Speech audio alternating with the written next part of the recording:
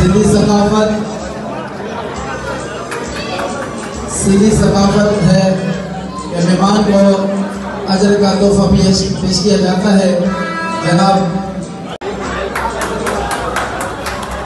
आपकी भरपूर तालियों में जनाब शाहिद खाना फरीदी साहब, गुलाम हुसैन पठान साहब को सिंधी टोपी और पटके का तोहफा पेश करते हुए उनके सर पर पटका बांधते हुए। हमारे मखदूम कल्चर, हमारी एक रिवायत है कि हमारे जो मेहमान होते हैं उनका इज्जत और एहतराम करते हुए उन्हें पटके का तोहफा पेश किया जाता है।